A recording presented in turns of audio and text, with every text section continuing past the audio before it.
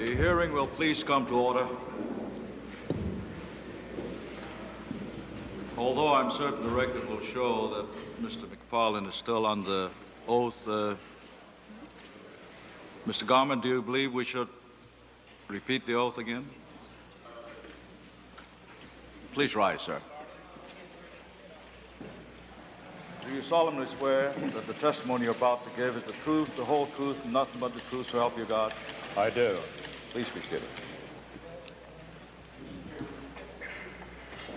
Yes, Mr. Bloomfield. Chairman, I'd like to make a point of order. Just for clarification, I wonder if the chair would advise the panel as to what the future precedent of the committee is going to be in view of allowing Mr. McFarland to come back and testify. What is your plans for others that wish to come back and have a second time? Because of the unique nature of this request, Mr. McFarland gave his testimony before we had received any information from Colonel North, and as a result, I don't believe that Mr. McFarland was in any position to respond. Secondly, in the cases of, say, for example, Admiral Poindexter, he will be testifying after the fact, and so we felt that in fairness to Mr. McFarland and at his request, we decided to take this extraordinary step. We do not wish to make this a precedent. I would like to announce that in the future, if other witnesses feel that their characters have been impugned, I would advise and recommend that their testimony be taken together with counsel in deposition. Thank you, Mr. Chairman. But I believe the witness that was just before us, Colonel North, is without question one of the most important that this panel will receive. Therefore, of this unique nature, we felt that it was only proper in the name of fairness to permit Mr. McFarland to testify. Yes. Mr. Chairman, so that I might not be misunderstood at a later date, and I don't intend to make any issue over Mr. McFarland's appearance here today, but I think it is outside of the process that we had understood that we were following, and I, for one, wish we had not done it at this time. Well, it was a possibility at all times, because I'm certain you will recall that whenever a witness was finished with his testimony, the chair advised the witness that we may call you back, and I think the record will show this very clearly in the case of this witness. Mr. Chairman, if I may, again, I don't wish to make an issue of it. Mr. McFarland is here, and I don't mean to second-guess the chairman. I think you have tremendous responsibilities in trying to make this a fair hearing and preserve its appearance of fairness as well as the reality of fairness. And I don't mean to impugn that motive at all. It's just that my concern is that whenever a witness feels that some other witness has testified in a way they don't agree with, they may wish to have another day in court. And I just don't know where that's going to end.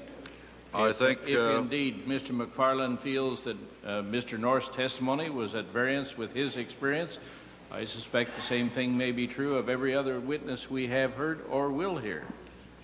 It is a problem that we will have to face as they are presented to us, and I'm certain that we will do our best to abide with the rule of fairness. Mr. Chairman? Yes, sir. As I understand it, Mr. McFarland requested the committee for the opportunity to appear to testify. The Senator is correct. And the committee was therefore faced with having to decide whether to accede to that request, and his appearance today represents a decision by the chair that he should be allowed to come and testify. He was not recalled by the committee. Is that correct? The senator is eminently correct, sir. Thank you, Mr. Chairman. And I think it should be noted that Mr. McFarland initially appeared before us and does so again without any grant of immunity. I have been advised, Mr. McFarland, that you have a statement that you wish to make. Yes, sir, Mr. Chairman. Please proceed, sir. Thank you, sir. This statement been filed with us for 48 hours? No, it has not been, because the request came in yesterday.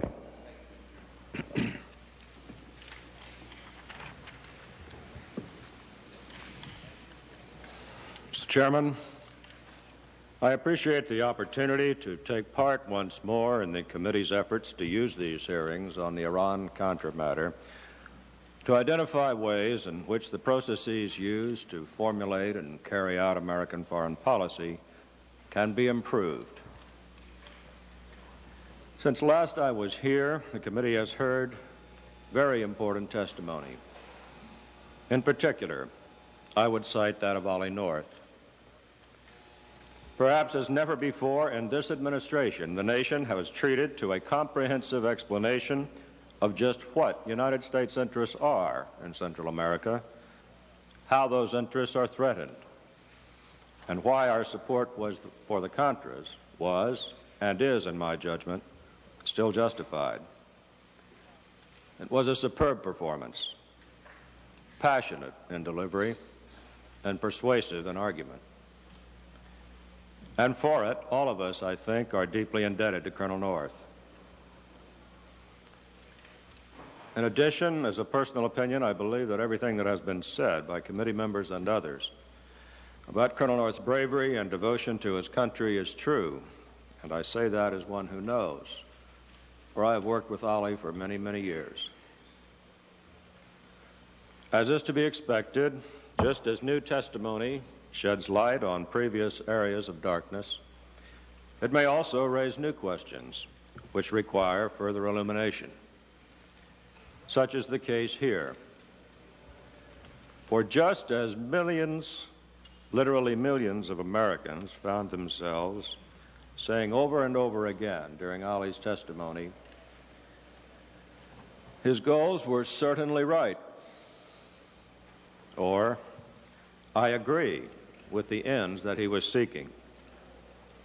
Many of the same people found themselves asking, I wonder if the means have to include lying, or do we really want to keep the Congress completely in the dark?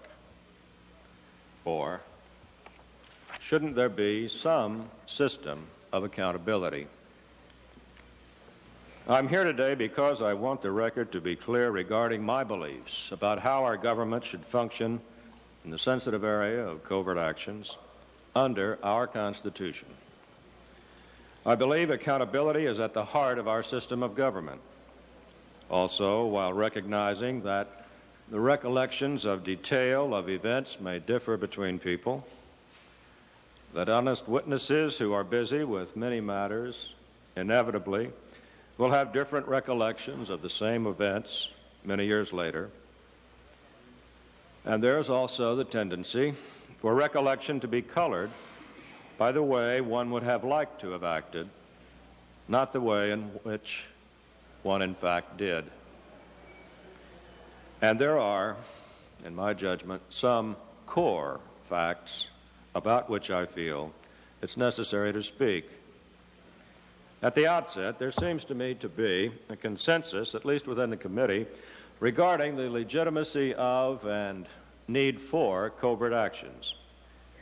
Simply put, we aren't in a competition with a democratic opponent. For the other side, unrestrained covert actions are a way of life. And just as they support Leninist political parties in developing countries, we had better be able to use a range of means to support people who aspire to freedom, or they will perish, and our own freedom, as we know it, will be in jeopardy. I also believe there is a consensus around the proposition that both the funding level and the intended scope of covert activities should be relatively modest. Any foreign policy issue that involves threats to truly vital national interests, the resolution of which will take significant funding for a long period of time, had better have the understanding and support of the American people going in. That support is engendered by vigorous public debate, something that is impossible in the case of covert actions, which must remain private. Well, if we agree on these 2 points, then the question becomes how covert actions ought to be conducted so as to maximize the prospects for their success, as well as to minimize the damage if they fail. It seems to me that the answer to this question, especially under conditions of governance that we face today, in which one party occupies the White House and the other control of the Congress, must be cooperation and compromise between the 2 branches. Needless to say, such an approach is inherently infeasible if either branch lacks integrity. That is, if either the executive branch ignores congressional restriction or fails to give the Congress full and complete information, or, alternatively, if the Congress cannot protect the secrecy of information it is given, or through frequent changes of law demonstrates irresolution, as it certainly has here. Coming to cases, the issue before you concerns what went wrong when the Congress and the President disagreed over U.S. support for the Contras. First, if preventing the consolidation of an alien regime in Nicaragua was so important, the President should not have pinned his hopes in 1981 on a covert action for the reasons that I've discussed in earlier testimony. Second, once he did so, however, the Congress, in my judgment, worsened matters considerably by requiring the United States to break faith with these people before the policy had been given a fair chance to be tested. Third, notwithstanding the congressional vacillation, once the Congress spoke, the administration should have listened, even though to do so would have surely involved a tragic loss of life among those in Nicaragua who had become publicly and fatally identified by the Sandinistas. Alternatively, the administration could have chosen, as it apparently did, to disregard the Congress and pursue support for the Contras, relying entirely on private support.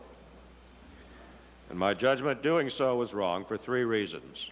First, there was very little prospect that this course would have been sustained by private funding at anywhere near the levels that could be poured in by the Soviet Union from the other side. In short, it would ultimately fail, and at a much larger cost in terms of human lives. Second, it would be politically unwise to do so, for by going it alone without congressional support, the current furor was almost guaranteed. And when it came, the President would be, as he is today, without allies to share in the defeat. Third, however, and most important in my judgment, to have chosen to establish a legal precedent concerning the President's sole responsibility to conduct foreign policy on an issue that was so poorly understood by the people of this country, and by behaving as if the President is not accountable to anyone, is simply wrong. The concept of accountability is firmly rooted in our political history for a very good reason. While in time of war, one might imagine a justifiable transgression of law by a president to avoid a catastrophe, even the limited exercise of this license has been a matter in which presidents have traditionally been very careful to enlist the support of members in Congress who would be there to share the blame if something goes wrong. The other reason for assuring accountability is also compelling. Without accountability, the temptation for a president to go beyond prudent limits to salvage a failing policy, especially if the majority in office is of the opposite party, will be virtually irresistible. And in circumstances of distress, while relying upon private parties who may not be competent or incorruptible, the margin for not just failure, but for the establishment of a climate of enduring hostility with the Congress is dangerously high. Colonel North testified that I gave him general authority to conduct covert operations involving widespread military and paramilitary activities based upon the position that the Boland Amendment did not apply to the NSC staff. He also stated that he kept me advised of all of his activities. Colonel North did report to me from time to time on a few, but certainly not all, of the activities that went beyond mere political support for the Contras. The committee has seen those memoranda, all 6 of them. One, for example, involved his request for permission to ask a private U.S. donor to provide a helicopter to the Contras. I specifically disapproved this proposal and noted that I did not believe that it was legal. On other memoranda in which Colonel North asked me to solicit funds from foreign governments, I rejected the proposals, and that is stated on the face of those documents, and you have them. On other memos, I did not respond, or the proposals were mooted by events. But implicit in all this was the premise that the Boland Amendment governed our actions. This is not to say that it isn't reasonably and properly subject to a court test, and I believe it should be. But on my own, I determined that because I had engaged, and Don Fortier had engaged, for days and weeks with members of this committee and others, chairmen and ranking members of the House Foreign Affairs Committee and Senate counterpart, and others who would vote on this measure spent literally days and nights trying to forge compromise. At the end of it, we lost. And it was very evident that the intent of the Congress was that this amendment applied to the NSC staff. So it was a political judgment on my part, without prejudice to the legal position that must ultimately be determined by the courts. And I think also that the evidence that surely I did believe that the Boland Amendment applied to the NSC staff is expressed in the fact that otherwise, why would we have worked so hard to get rid of it after it was passed? If we felt that we were not covered, what was I doing? What was Don doing coming up here day after day trying to get rid of it? Colonel North testified that he and Director Casey had agreed upon a full-service operation to support the Contras using non-appropriated funds. I never heard of any such full-service operation from either Director Casey or Colonel North, and I certainly never concurred in one. But more importantly, I do not want the record to reflect that I subscribe to the notion that the executive branch can or should establish a self-sustaining private enterprise to carry out activities outside the oversight of the Congress. Colonel North has testified that he did not recall that I had directed him not to solicit funds to support the Contras.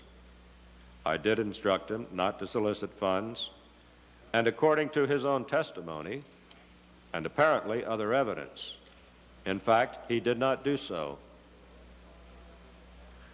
Colonel North also assured me that he was not soliciting funds when, as I have testified, I questioned him on this subject before signing the letter that he drafted for me to send to Congressman Barnes and to Chairman Hamilton later. Colonel North also testified that at a time before Congressman Barnes came to my office in October of 1985, when I drew Colonel North's attention to certain of his memoranda to me that raised doubts about his compliance with the law, I then instructed him, in Colonel North's words, to, quote, fix them, close quote. This is incorrect. In fact, Ollie proposed revision of certain of the documents, but only to conform them to his actual intent, which he said that I had misunderstood. He gave me an order to obtain my go-ahead for the project, 2 revised pages which were grossly at variance with the original text. So I did not approve them, I did not return them, and I ultimately discarded them. The effort, so far as I was concerned, was ended. Prior to my testimony, during questioning by the committee staff, I learned for the first time that within days before Colonel North left the White House in November 1986, he withdrew these documents and altered them. This was done without my knowledge or concurrence. Colonel North testified that I directed the White House chronologies be altered to say that everyone in the United States government believed in November 1985 that, quote, oil drilling parts, close quote, were being shipped by the government of Israel. This is not true.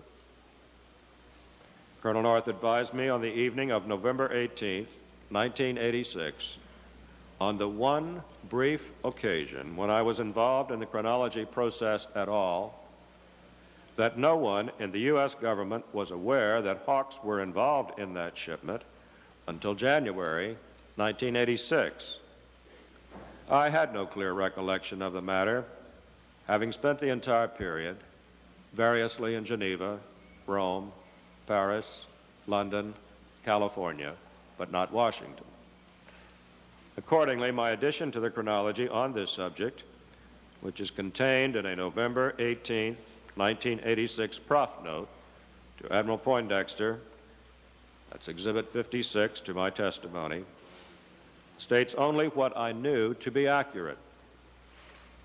It states that, in addition to the shipment of TOW missiles in the summer of 1985, quote, other transfers of equipment, close quote, were made in the fall.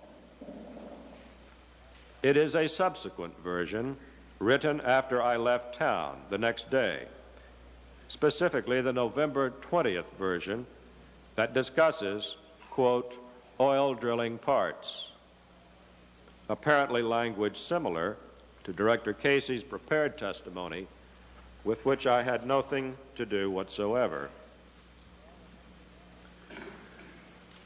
There are a number of facts upon which Colonel North's recollection differs from mine, but they are marginal to our basic disagreement.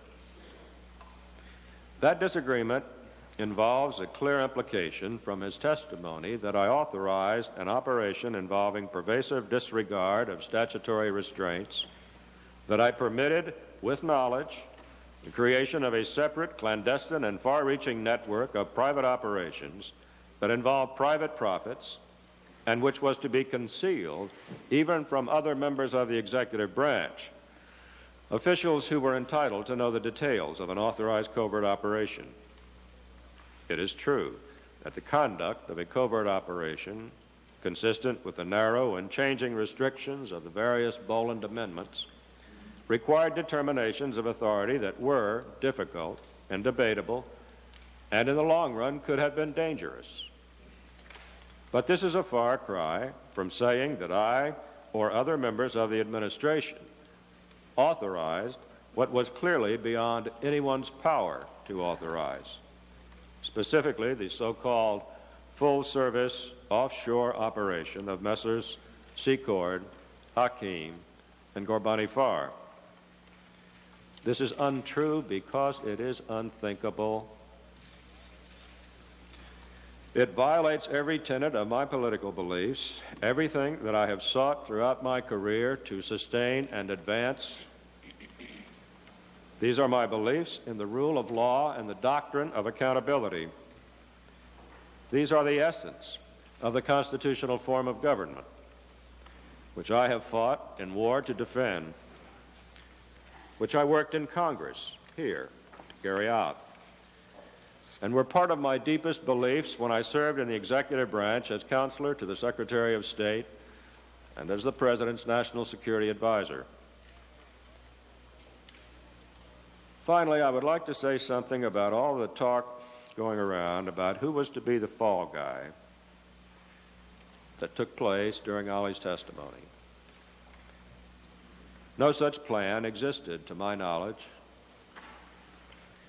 I know I wasn't party to any such planning before I left government at the end of 1985. But I don't doubt for a minute that Ollie would have offered to step forward to protect me or his commander-in-chief, or both.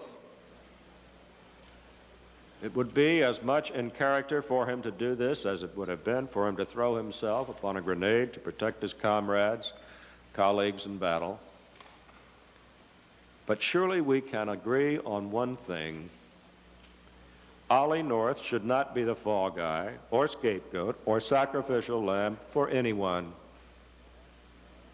Ollie acted at all times without regard to personal gain and was motivated by devotion to the people that he loves, the freedom fighters in Nicaragua.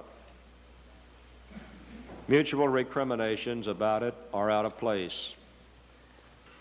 Surely we can make distinctions between profiteers and patriots like Ollie North. The time is at hand to stop assessing the damages and counting the wounded and to begin the job of repair.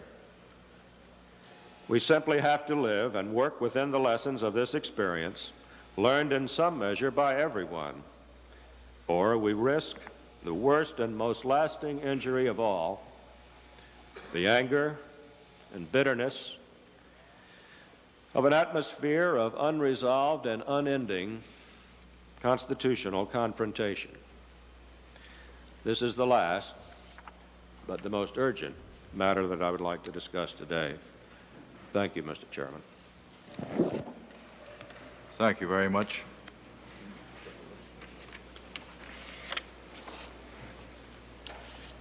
Chair recognizes.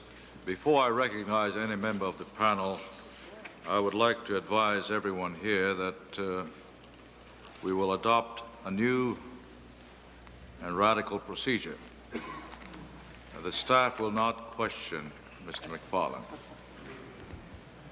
Senator Nunn. 10 minutes. And you can go on a second round if you wish to.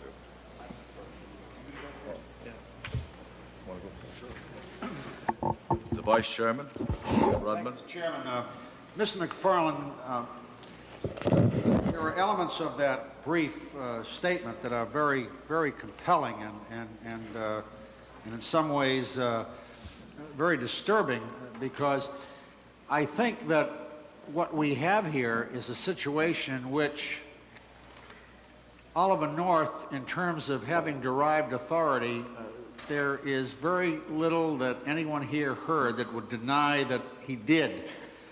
You have testified as to the one area that concerns many of us so much, the one that obviously leapt off of the video screen into your head, and when they talked about the off-the-shelf, covert, privately funded, off-budget, non-accountable covert capacity. That's what obviously you were directing your attention to. And if I understand your testimony today, you not only didn't authorize that, but further, you did not know about that. Is that correct? That's correct, Senator Rudman. I think perhaps I stressed that too much. My intention really was not to be so concerned about that, but rather two other points, and that was the authority which Colonel North had assumed for these actions, not the full service organization, but separately, whence cometh the directions for the cover-up. Well, Mr. McFarland, there was a sense amongst the members of this committee that Colonel North, although he was working for you for a time and then for Admiral Poindexter, there's a very strong sense, which was referred to in your initial testimony before our committee, that maybe the line wasn't too clear between Mr. Casey and Colonel North, but it would appear from all that's involved here that he had a very unusual working relationship with the director of the CIA, considering he worked for you. Is that an accurate statement? It's really speculation on my part. I really don't know what the relationship was. Well, it would appear that he got authority from Mr. Casey to do things if he didn't get it from you, according to his testimony. Senator Rudman, I understand what you say. I just have no personal basis for confirming or denying it. I don't know whether that is so or not. Well, let me just ask a couple other quick questions. It is your testimony today that this broad-ranging resupply effort, which Colonel North testified he discussed in great detail with Mr. Casey, and also said that you were informed of, that in terms of being generally informed, you were, but in terms of being specifically informed, you weren't. I want to understand your testimony. I wasn't sure I followed it. Well, I think a separate point that hasn't been made at all is this, and that is that the Contra movement had been in operation in the field and under the advice of the CIA from 1981 through 82 and through 83 and much of 84 before the Second Boland Amendment was enacted. Now, one has to assume that during those more than 3 years of training by the CIA that they learned something, notably how to buy weapons and train people, conduct tactics, and so forth. Now, I say that because I think, frankly, that it may have been too much of a crutch for me and for others to assume that once Boland was enacted, that the Contras were, on their own, capable of continuing to buy arms, train, so forth. But to answer your question, to say that I was generally aware that the Contras were being resupplied, of course I was, and that the conduct of the battle was going on and so forth, certainly. Whether or not Colonel North was involved, to the extent that seems now evident, is another matter. That's my question. Well, I guess what you're saying is you were not, after hearing his testimony, what you're testifying here to is that you were not aware of the extent of his involvement. That's correct.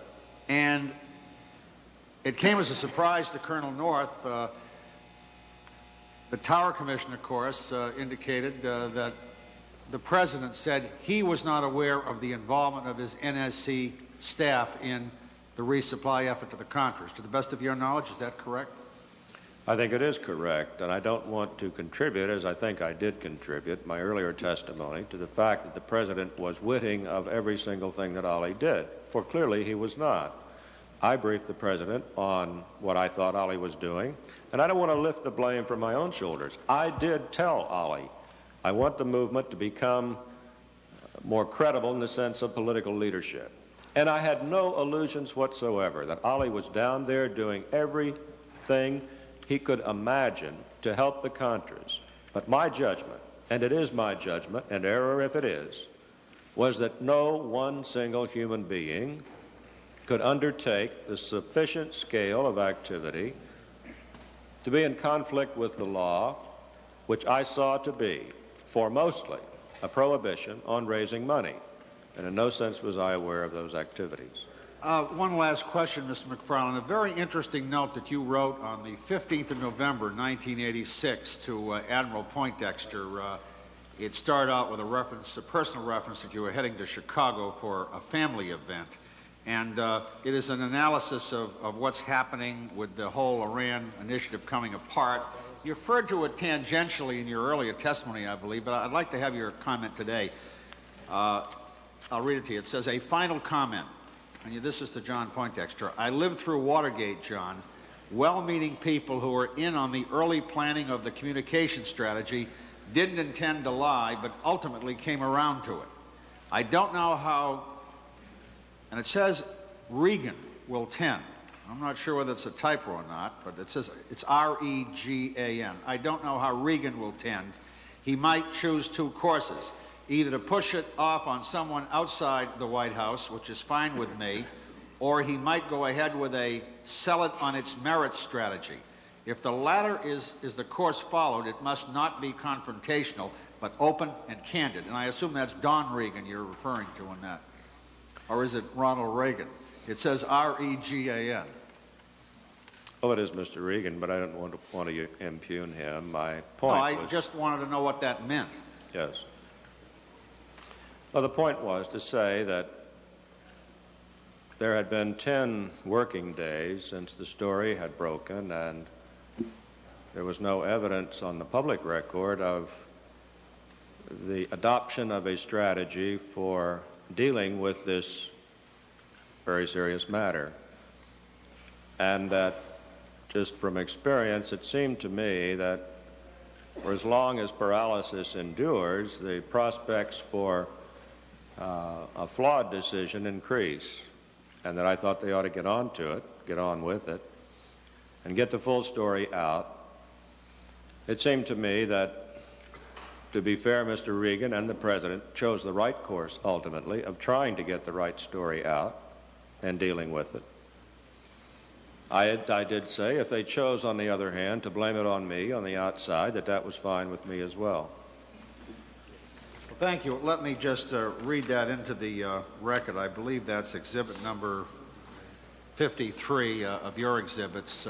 That should be in the record because I think you've clarified your earlier testimony, which is important. And finally, Mr. McFarland, I just get the impression, listening to you here today, reinforcing a view I've already had, which Colonel North confirmed to a large extent, that although the line of command was rather direct from Colonel North to first you and then Mr. Fortier and then you and then eventually Admiral Poindexter, we'll never probably really know, we will never know Mr. Casey's side, but it just seems to me that there was an unusual relationship between the Director of Central Intelligence and this colonel, who I would think would have every reason to feel he could act with authority from the Director of Central Intelligence. Colonel North says that he had informed you or Admiral Poindexter on each and every one of these initiatives, and I think the difference in testimony is that maybe the briefing wasn't as much detail, at least in your recollection, as Colonel North has stated here today and yesterday. Yes, sir. Thank you, Mr. McFarland. Appreciate your testimony. A vote is now in progress in the House of Representatives, and that explains the absence of House members. Senator Nunn? Thank you, Mr. Chairman.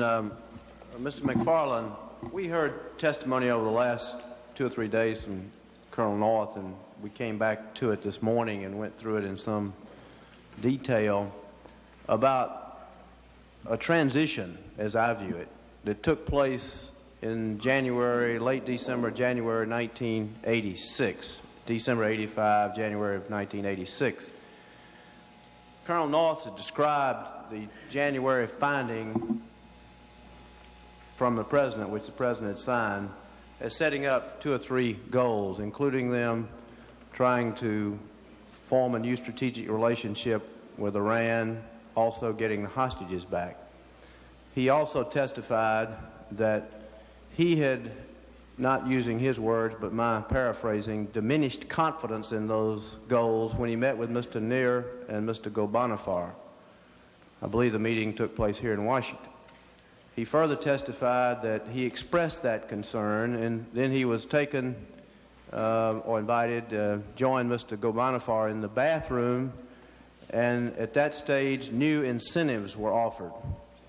One incentive he revealed this morning was $1 million payment to him.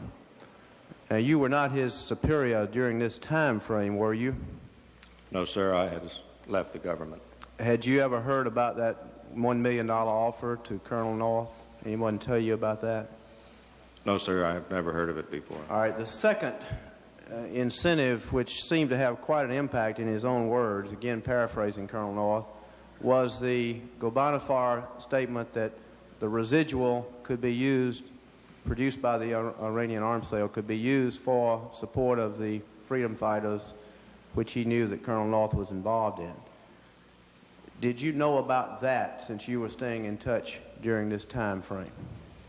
No, sir. As I've testified, I first heard about the notion of diverting funds to the Contras on the trip in May of 1986 to Tehran. Now, you've been the National Security Advisor. Colonel North went on to state in his testimony that he came back and he told Admiral Poindexter, either orally or in writing or both, he wasn't sure of which, that this new incentive was, again paraphrasing, a major consideration. Would you not, based on your experience, think that since the operation officer had expressed diminished confidence in the original finding, the goals set forth by the President of the United States, and that he'd had an offer for a new type incentive, that is, money residual for the Contras, would you not think that the operation officer, having made that report to the National Security Advisor, that that information would be of the nature that would go to the President of the United States?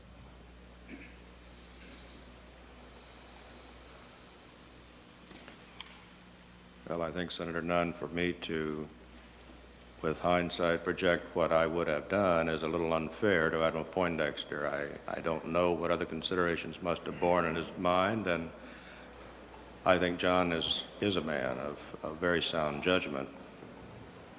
While I was serving, if a change of that magnitude had appeared, I would have reported it. Well, I'll ask you this question then just directly. If I assume you've heard most of this testimony. Yes, sir, a good bit of it. Would you agree with my assessment that this was a change of significant magnitude in terms of diminished confidence by the operations officer, Colonel North, in the original strategic goals and a new incentive being proposed? Well, I have to answer yes, and yet, if that prof's note was sent, for example, and I don't know this, concurrent to another memo that diminished its significance, in short, in context, which I don't have, it might be a matter of less emphasis by Colonel North, but under the terms that you cast it, I think it's a fair assumption. Well, I was trying to cast it in terms he did, and I don't have his exact quotes now, but that was what I was attempting to do. One other question, Mr. McFarland. Colonel North was under the clear impression, according to his testimony, that he did have your approval to ask General Secord to undertake the airlift effort. Is that a correct impression on his part? And that was the airlift effort for the Contra operation. I heard the testimony on that point, Senator Nunn, and I was surprised by that. I don't recall being aware of General Secord's involvement with any activity, really, of support to the administration after he left until December of 1985, when, on a visit to London for meetings with the Iranians, I encountered him there. And no earlier offer or proposal, to my knowledge, for either directly with Colonel North or for the Contras to engage him had ever come to my attention, as far as I recall. Again, let me ask you something you've already testified to, but since it came up in this recent testimony, did you authorize or did you know that Colonel North was asking Ambassador Tams to open a southern front? When I heard that testimony, I did recall that Colonel North discussed with me whether or not it would be worthwhile for a southern front to be opened by the Contras. Well, it's manifestly in the interest of the Contras, if they can do it and bring it off, to do that. So there wasn't a serious matter of argument on that score. With regard to having Ambassador Tams involved with it, to tell you the truth, I'm not sure what that would be. Surely Ambassador Tams was not to be the man in the field that somehow organized the effort and supported it. But my recollection is that the limit of the exchange was on whether or not the Contras opening a southern front was a good idea. And I said, if they can do it, that's fine. Well, that could have implied, could it not, to Colonel North that he had the authority in that case. It seems to me that based on what you've said, he would be entitled to assume that he had authority when you said that what he had proposed was a good idea? Well, to say that it is useful for a Southern Front to be opened seems to me a long leap. But I think certainly I'm not perfect, and I can be misunderstood. And I'm only saying that with regard to directing Ambassador Tams to become involved in anything, I just don't believe that occurred. One other question that you previously testified to that came up this morning, the Channel Group. Did you know, again, that Colonel North was associated with the Channel Group in the overall Contra effort? I won't call it solicitation because we've been through that one at length, but whatever it was, did you know that he was involved with the Channel Group? No, sir, I didn't. The existence of the Channel Group came to my attention when I suppose everyone else's here a few months ago. I had heard earlier that some group was promoting ads on television for SDI and for the Contra movement, but in the sense of raising money for direct linkage to the Contras, no, I was never aware of that. One final question, Mr. Chairman. Testimony from Colonel North this morning indicated that you did authorize, as I recall, a July flight by Colonel North to meet with Calero, Bermudez, and Secord concerning the airlift. Do you recall having authorized or having known about that? July 1985, and that was to Florida. I heard that today, I believe, and I'm not familiar with it. I don't recall that my permission or authority was asked. It is true that I was conscious that Colonel North did travel periodically to Miami for meetings with the Contras. In fact, I think that's probably where the San Jose Declaration was written, and that's good. Whether or not one of those, cast as a meeting for political topics, occurred in July of '85, I don't know, but a request to me for authorization to go down and to organize the Contras on resupply efforts, I do not recall whatsoever. Well, I suppose there's a difference here between knowing about and authorizing and nuances in words, but of these activities that you did not know about, were there any of them that you would not have considered authorized? Well, I think basically, Senator Nunn, that the only activities that I would have considered matters at least that I would have approved of were the kinds of things that Colonel North could offer to the Contras on occasions when he visited them in the field that didn't involve strategy or even tactics, but what he naturally, inevitably, as a military expert, and he is, would have given just because that's would have been almost impossible not to.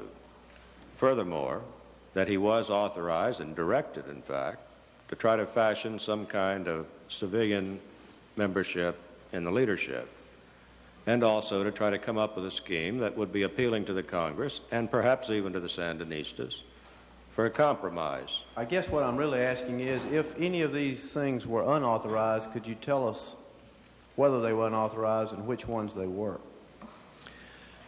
Well, I think the easiest way to categorize it is this.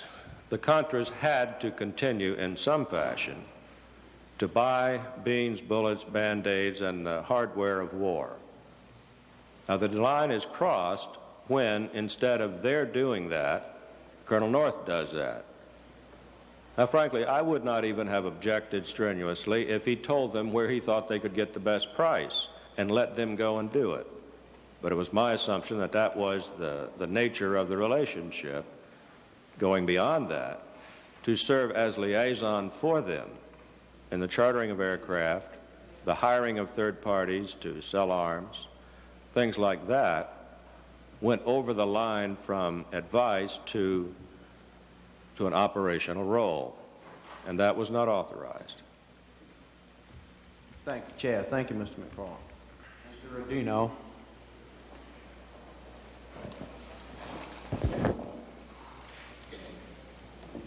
Thank you very much, Mr. Chairman. Good afternoon, Mr. McFarland. Good afternoon, Mr. Chairman. Mr. McFarland, after your interview with the Attorney General on Friday, November 21st, 1986, you called Colonel North from a payphone outside the Department of Justice. During that conversation, did Colonel North indicate that someone from the Department of Justice had advised him to retain an attorney? Mr. Chairman, I believe it was in that conversation that what you describe occurred. It occurred between Colonel North and me at some point, if not there within a day or so. Did Colonel North also tell you that he had been advised that his phone and possibly your phone may be tapped? Yes, sir. On Sunday, November 23rd, Mr. McFarland, you met with Colonel North in your office prior to North's interview with the Attorney General. Did Colonel North tell you at that time that the only potential problem that he saw was a memo he had written regarding the diversion of Iranian arms sales profits to the Contras? Yes, sir. Let me ask you whether or not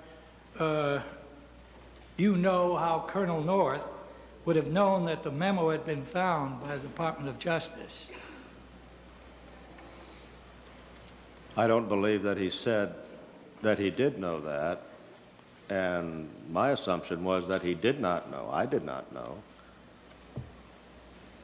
The way he stated it at the time, he said, having gone through all of this in my mind, the only thing that I can think of that might be a problem is the channeling of money from the Iran account to the Contras.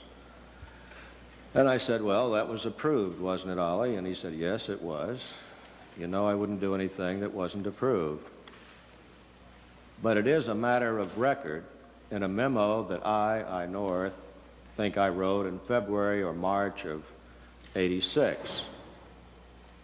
And that's all he said. He didn't say that there was a possibility that that memo had been found by someone at the Department of Justice? No, sir. If he knew that, he didn't say so.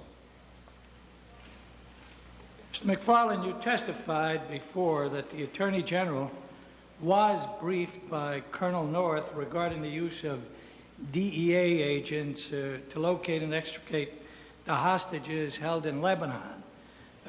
You also found that this plan included the use of large sums of private money to bribe foreign officials and others to gain information and ultimately the release of the hostages.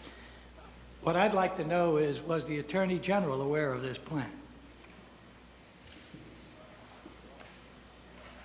Well, I think he was, and I say that because when Ollie brought the proposal to me, he proposed that because the DEA people were under the Attorney General's jurisdiction, Colonel North said, why don't I go to the Attorney General and brief him on this and get his judgment and support? And I said, yes, please do that.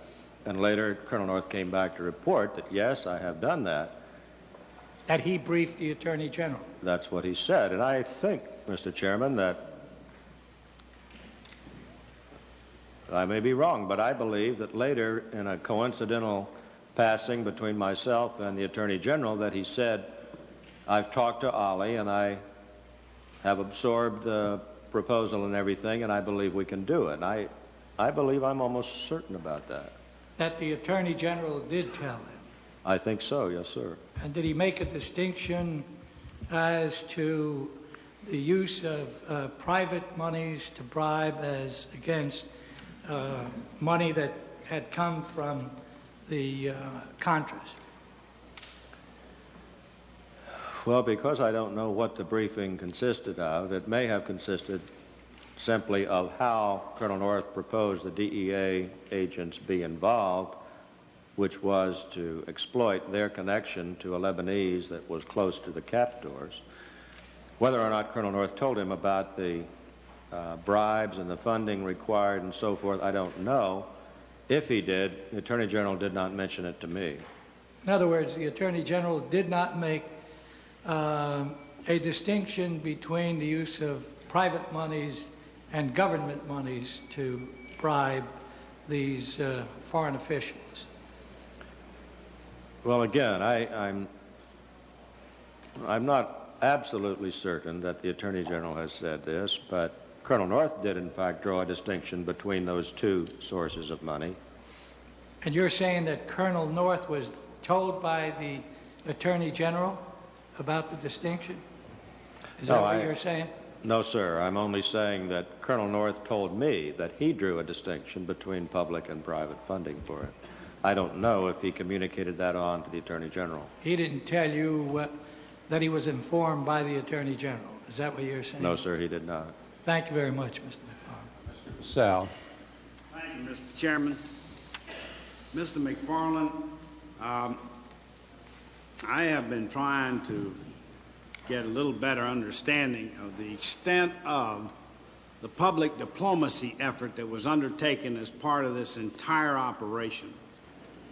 And I know that a special section was set up in the State Department, a Latin American Public Diplomacy Group, which reported to the Special Planning Group in the NSC, on which Colonel North sat.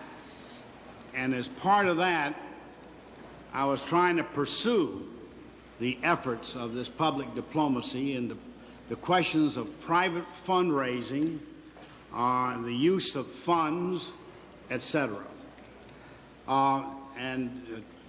Because to me, from what I have seen so far in the documents and whatnot that have been made available to the committee and some of Colonel North's testimony, it appears to be a lot more extensive than we've ever heard too much about. And so I want to focus on that.